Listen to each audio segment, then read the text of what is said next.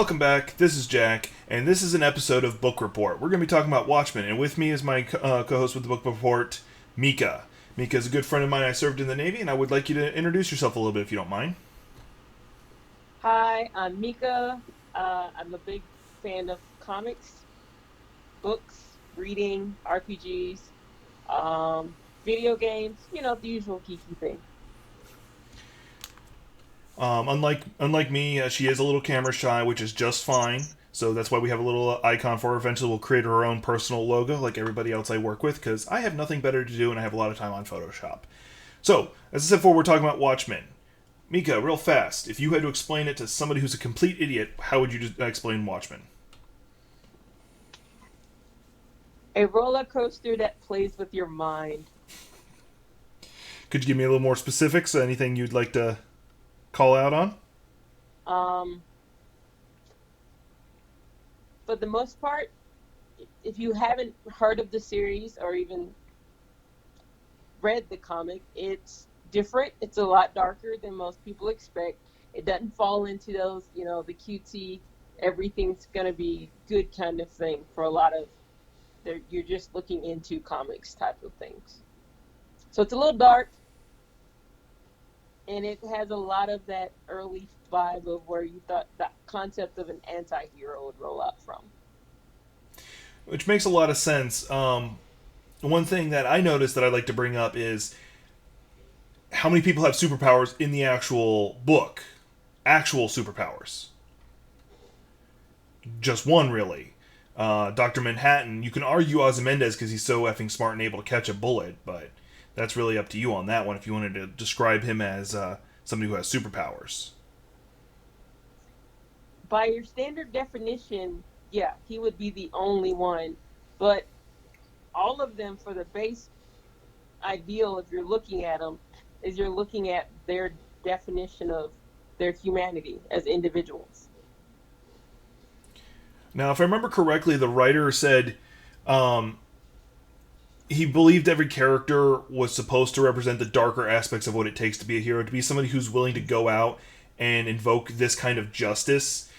You had to have some kind of authoritarian streak in you. You had to have that kind of commanding kind of thing. Did you get that feel from some of the characters? For me, it was more so it's of that commanding, um, that willingness to command authority, or more so the confidence to say that my idea is the right way to go, or what I know how to do can make things better than what you can do. Let's start going over some of the characters. Let's start with, by order of introduction, the comedian. Technically, we really don't get to meet him until later on, but he is shown in the opening of both the movie and the comic book. What do you got to say about him?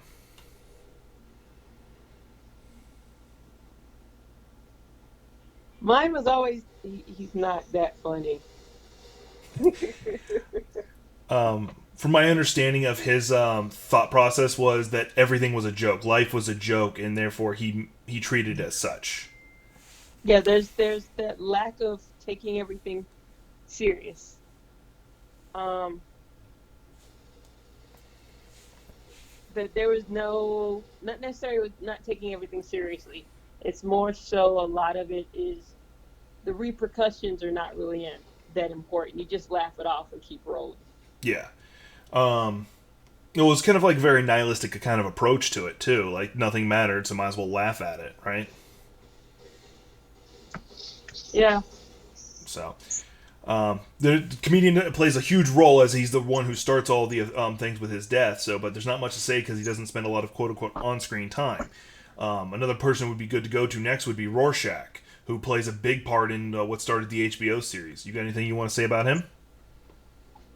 so for the most part, I'm going to be honest, hadn't really watched the HBO series. That's okay. Neither have Um, I. so I've been, trying to wait to see how far it goes. But him as a character, he's like the vibe that you get that he's the only one stuck in a mindset that everyone else thinks they've moved on from. Like he feels like he's the only one that's looking for answers. Everyone else is too busy and self-involved and not seeing a whole picture. He's been described as one of those characters that you are not supposed to like. He's bigoted, he's hateful, he's sexist. You name it, he is that. But what we can go back to that part if we need to. But what I was going to say was a really good artistic touch is you see him throughout the book, even when you don't know it's him. With him being the guy with the sign, "The end is nigh," always being around. So I thought that was a really good touch. Yeah, he's like the as a whole, he is the constant. He is what you're when you read it is what I base it around. Is the way his interpretation of the world compares to everyone else he's starting to interact with, Yeah, or what he's doing. and of course we've got his associate. I think it was Night Owl. Night Owl, who's actually supposed to be the second one. Um, Yes. yeah, he took over the title from his predecessor, who does get attacked and killed in the movie. I can't remember if he was actually killed in the graphic novel. And he's the one who built all the gadgets for Rorschach to function. Yeah. You got anything you want to mention about him specific before we get to like Spectre and Doctor Manhattan and Ozymandias? Um, for him, he's one of the few that has some growth. Not necessarily, well, growth is the wrong word. Um, the idea that you can still go backwards is the vibe I always got from him. Though he's very cautious when you first meet him. I can definitely see where you're coming from because when he cut the being a hero out of his life, he cut it out completely. But that's kind of like an alcoholic not drinking at all. It still controls their life because of the things they avoid. It's like when you cut soda out of your life completely, you still want soda, but you have to go so far to your way to avoid it, even though you want it, kind of thing. So it was kind of like him. He wanted to still be a hero, but he did everything he could to avoid it. At least that's what it seemed like to me. It was an addiction he was trying to shake. At least that's what it seemed like. At times, for him. At least when you first meet him, it was like one of those things is, yeah, I put it all aside. I don't do it anymore. Yeah. But, And then we'll go ahead and just jump over to Silk Spectre. She's the daughter of the original Silk Spectre, married to Dr. Manhattan, ends up being the girlfriend to Night Owl, Night Owl number 2. Anything specific that needs to be mentioned about her? Because, to be honest, her character felt a little flat. Like, she didn't develop at all. She was just kind of like an accomplice to everybody else. more so, she falls into that category of somewhat of a plot device. And more so, her point is how all of the original intertwined and connected, both in good ways and bad ways.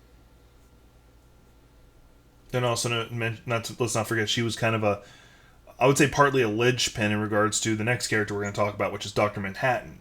Part of him snapping was his involvement with her.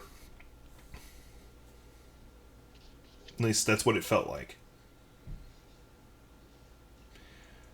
So let's go on to Dr. Manhattan, the only one who really does have power. He was referred to as like the super weapon for America.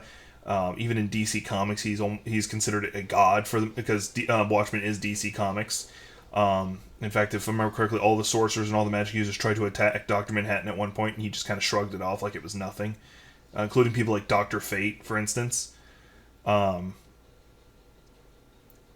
What can be said about him, except for he's a big blue naked guy? Um, for him, his is still that whole story of an evolution. And that still goes back to what is humanity. And then what happens if it's not there anymore. Well, it's kind of hard to write a character who sees things fourth dimensionally, where he can read, quote unquote, read the whole book simultaneously, the front to the end, without having to wait to go from one point to the other, because he is a fourth dimensional character, as he talked about it. So yeah, a lot of also when you look at him as a whole is his idea, not necessarily his idea of what the world should be, or him trying to remember what the world should be, and knowing is what he's at the point he's at with any given person. Is that his is reality real?